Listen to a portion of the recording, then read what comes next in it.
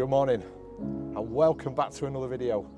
So I'm back with the one and only Pops. Good morning, guys. Pops has not been out with me for a couple of weeks and he's very kindly lent me his Nikon Z9.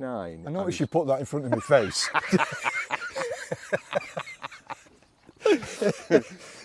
He's lent me his Nikon Z9 and his 180-600 because, as you'll know, my camera is still under repair. Unfortunately, although they can replace the body of the Z9, it's the parts that we're waiting for, and we're waiting for those to come, I'm assuming all the way from Japan or something like that, because I've been quoted 6 to 9 weeks. So as soon as those parts come in, I'll get my camera back, everything's good to go. But until then, Pops has very kindly lent me his Z9. And that's because he's made another purchase himself. What have you bought, Pops? A Z8. So he's got a Z8. So after my disaster and not having a backup camera, Pops panicked a little bit and thought, you know what? I could have been in that exactly the same position and not have a backup camera. So he's decided to buy a Z8. And what do you think of the Z8, Pops? I think it's absolutely superb.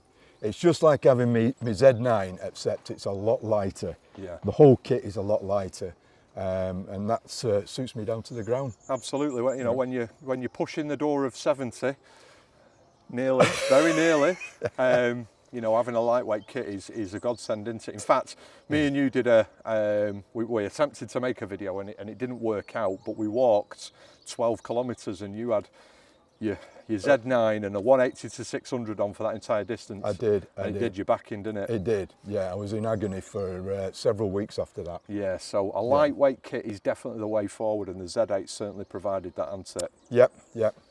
But there is another reason you've got my Z9. Something I want to broach on here, if you don't mind. I don't mind at all. Yeah. I will not be around for a few weeks. I was diagnosed in January with prostate cancer.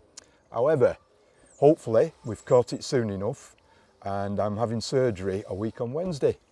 So I'll be out of action for a few weeks. Certainly won't be carrying a camera around with me. Yeah. But I want all you guys to know I had no symptoms whatsoever. It was a routine, what we call a well-man checkup that I had in November. During my blood test, they found I got a raised PSA. And what's really interesting is actually on a routine wellman checkup, they don't have to do your PSA levels, do they? No, They ask you if that's something that you want to be checked. That's right. You could have very easily on that day said no and be none the wiser now with cancer. Yeah. So I think if you ever go for a wellman checkup, and you should, gents, you should be going for your wellman checkup, get your PSA levels checked. It's absolutely essential, isn't it? Absolutely, yeah. I mean, it's a silent killer. Like I say, I had no symptoms, nothing at all, nothing to raise my suspicions. And when the nurse said, do you want me to check your PSA? I just said, yeah, go ahead.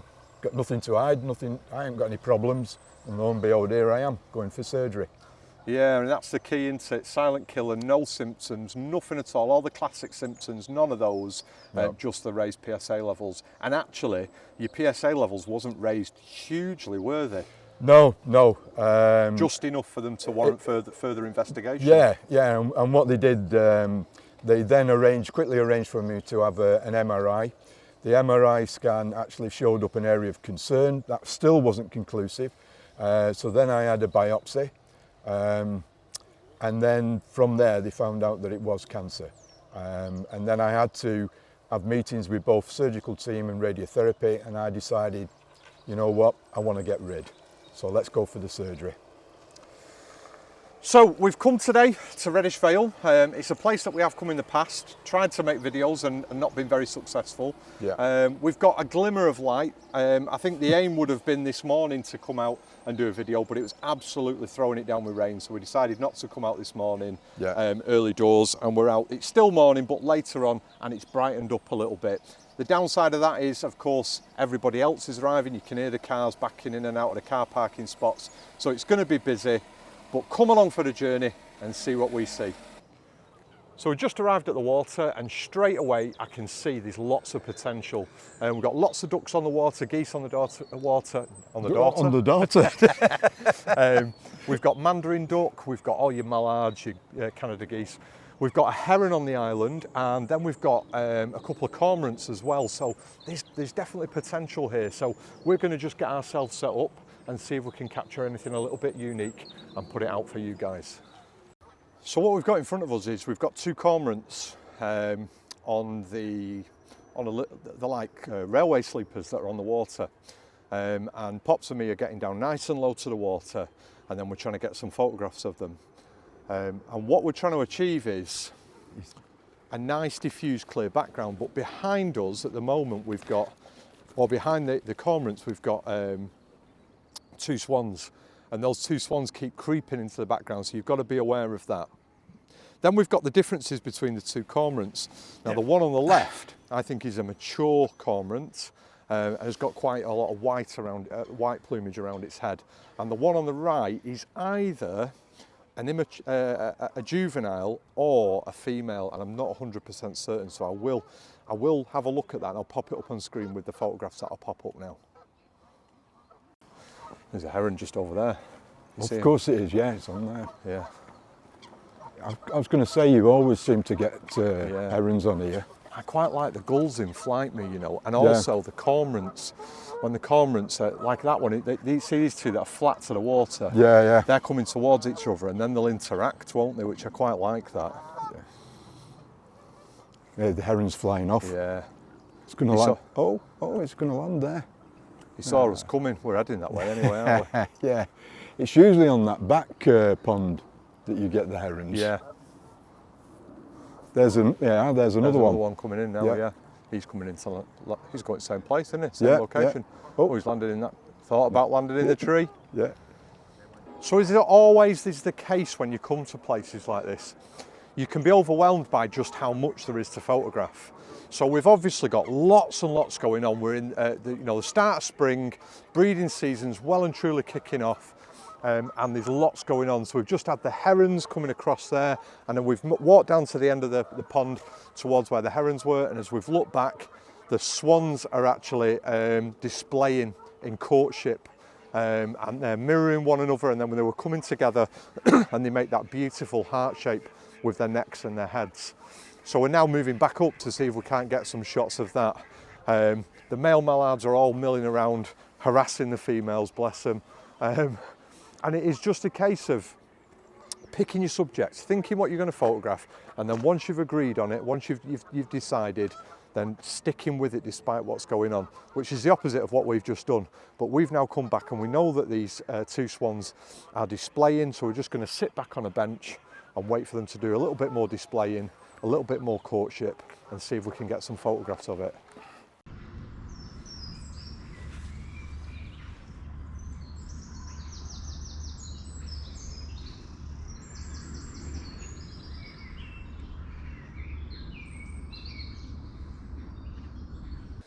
Now in an ideal world, we'd be sat down at the water level and getting the camera really down to low level.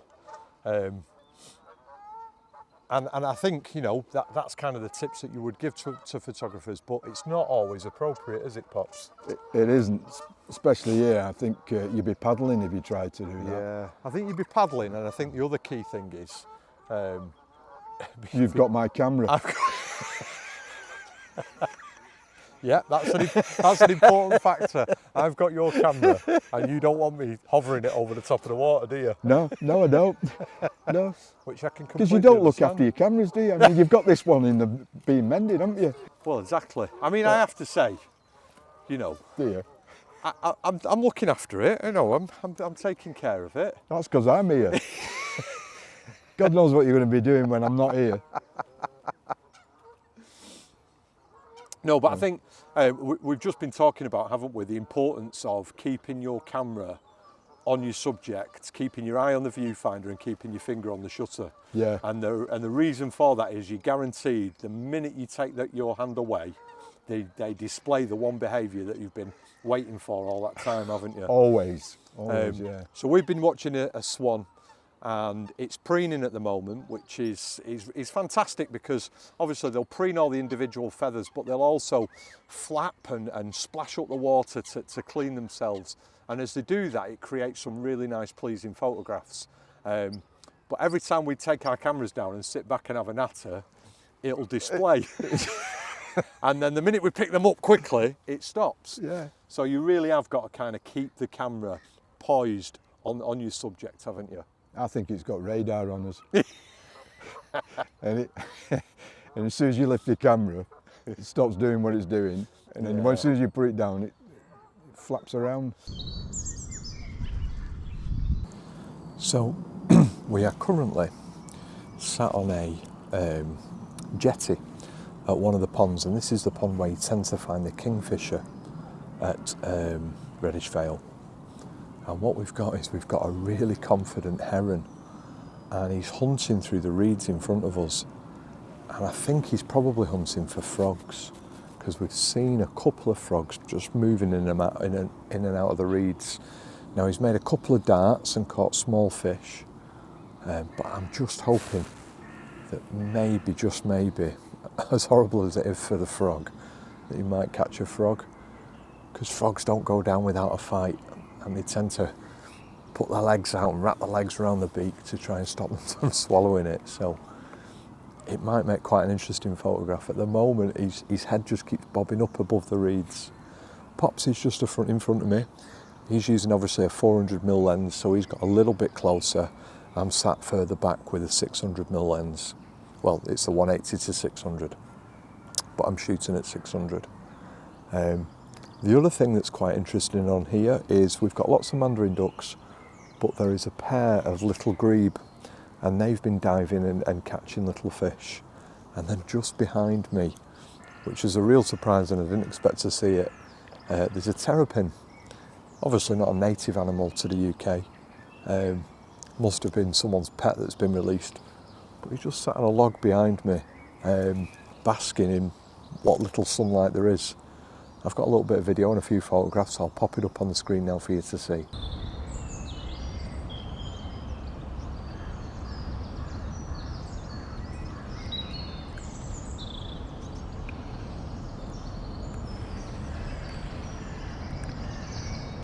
Yeah, what I'm doing is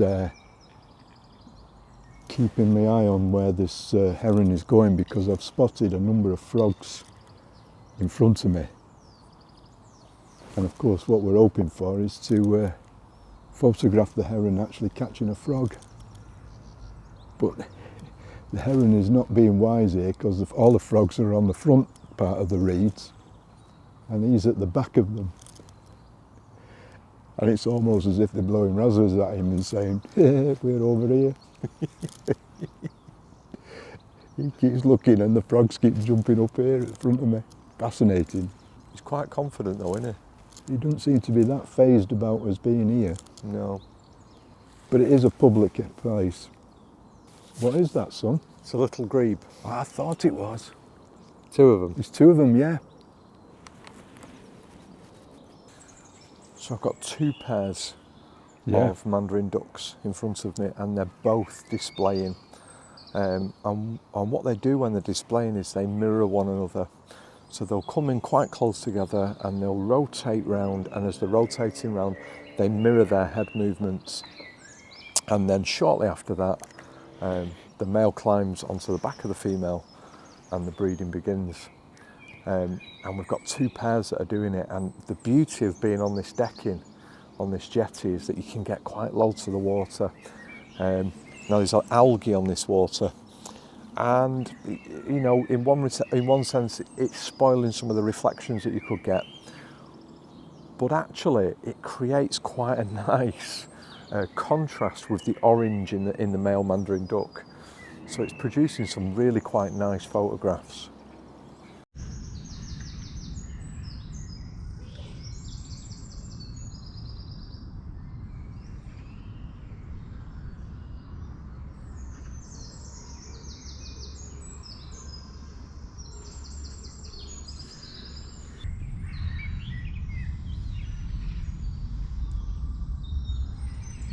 Well, that was really worth the perseverance. We have sat on this jetty for probably the best part of half an hour. My back's killing. Yeah. I'm getting cramped. Yeah, my bum's numb. And we knew if we persevered that this heron was hunting the frogs in these reeds.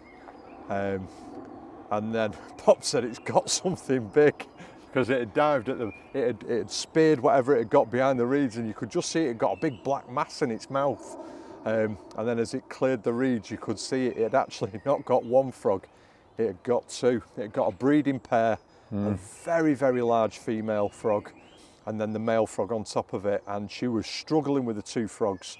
Eventually the female dropped into the water, hopefully to go and lay a frog spawn, you know, and produce next year's generation.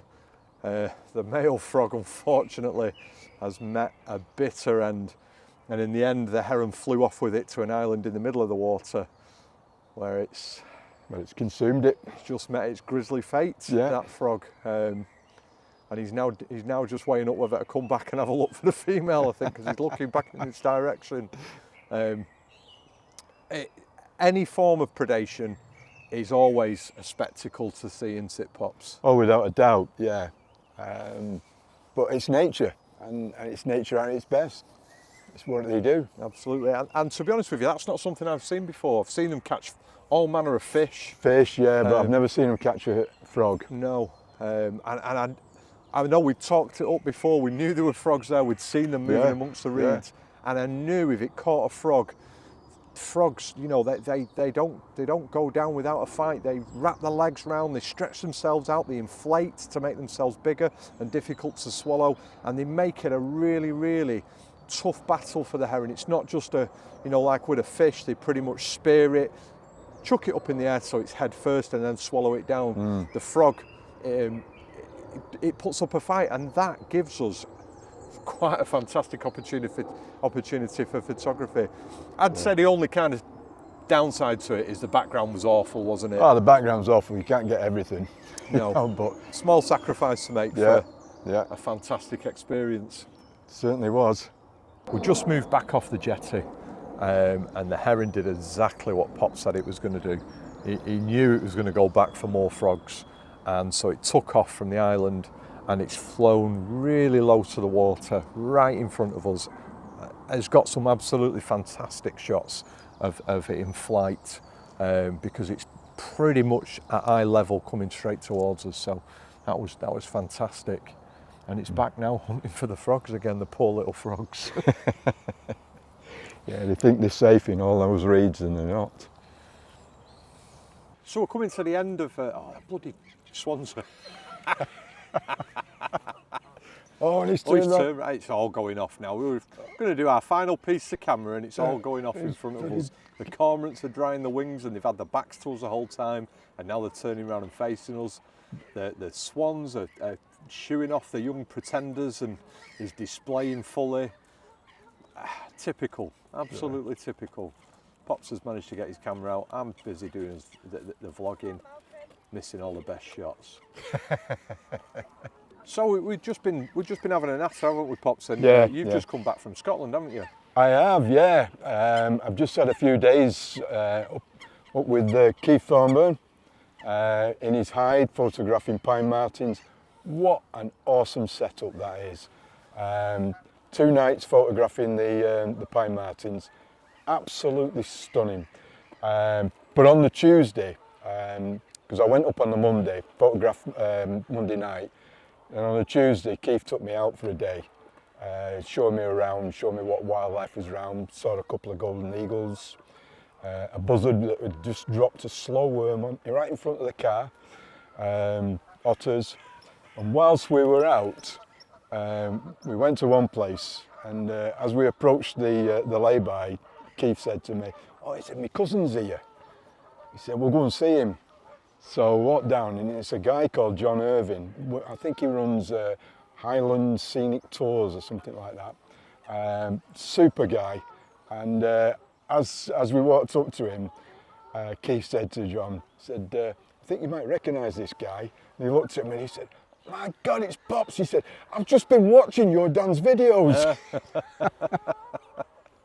So I promised I'd give a shout out to John Irving. And I've also heard that he's not been so well this last couple of days, so I hope you're feeling tons better, John. Take care of yourself, mate. Get well soon, John.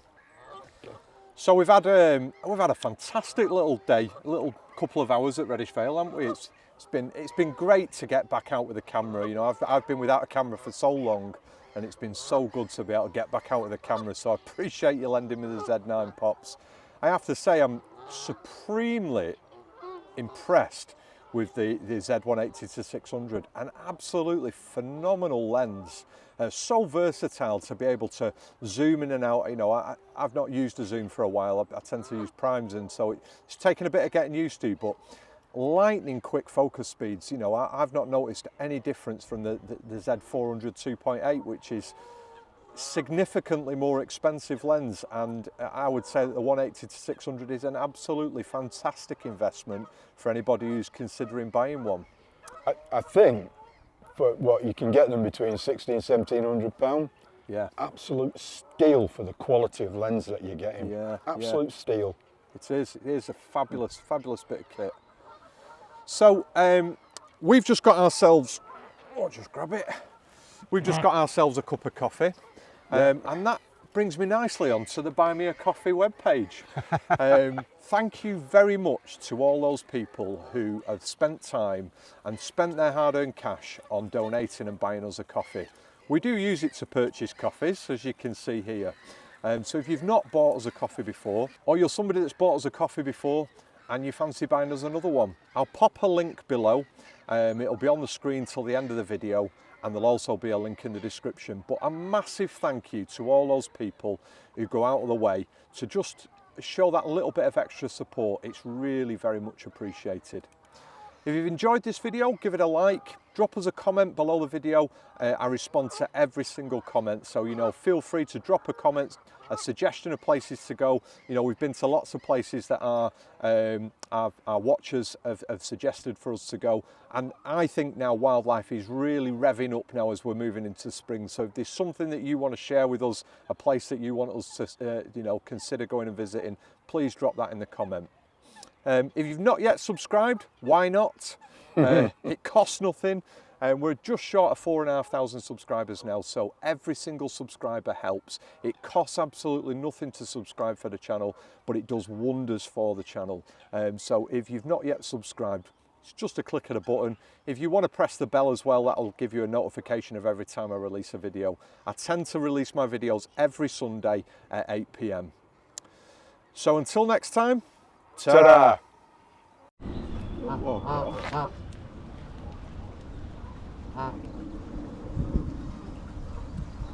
Whoa.